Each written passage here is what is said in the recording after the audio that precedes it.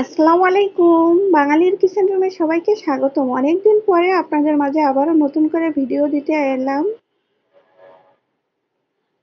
আজকে আমি দেখাবো লাউ আর কই মাছ। আমরা যেভাবে লাউ আর কই মাছ আমাদের এদিকে রান্না করা হয় সেটা আমি আপনাদের সাথে শেয়ার করছি।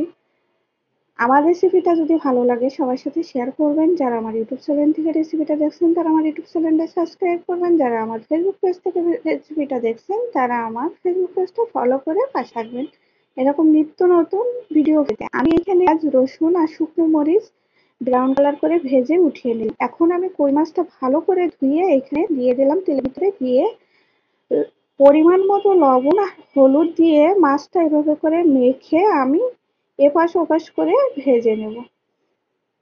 কয়েক মিনিট ধরে ভেজে নিয়ে আমি এইখানে দিয়ে দেব অল্প পরিমাণে পানি। আমি এইখানে দিয়ে দেব। আর এখন আমি ভাজা মশলার ভিতরে ভাজা 1 চামচ পরিমাণে জিরা দিয়ে দিলাম। নিয়ে আমি এটা বেটে নেব।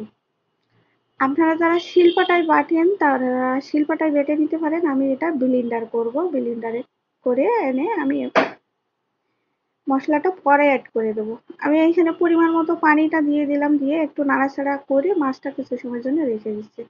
মাছটা দেখুন এপাশ ওপাশ এরকম যখন হয়ে আসছে সিদ্ধ হয়ে গেছে তখন আমি মাছটা ঝোলের ভিতরতে উঠিয়ে নিচ্ছি। নিয়ে আমি এখানে লাউটা ভালো করে ধুয়ে নিলাম কেটে।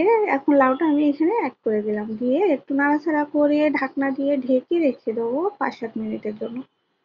5-7 মিনিট পরে ফিরে এসে আমি আপনাদের দেখাচ্ছি। দেখুন এরকম হয়েছে। লাউ থেকে পানিও বেরিয়ে আসছে অনেকটা।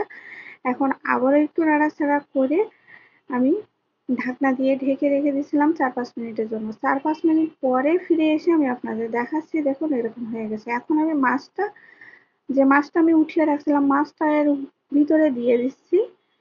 দিয়ে যে মশলাটা আমি করে নিয়ে আসলাম মশলাটা উপর থেকে এভাবে করে দিয়ে দিলাম। এখন মশলার বাটিটা ধুয়ে আমি এখানে সামান্য পরিমাণে পানি অ্যাড করে দেব। মশলার বাটিটা ধুয়ে সামান্য পরিমাণে পানিটা আমি এখানে অ্যাড করে দিলাম। এখন সবকিছু নাড়াচাড়া করে ঢাকনা দিয়ে ঢেকে আরো 4-5 মিনিট রান্না করে নেব।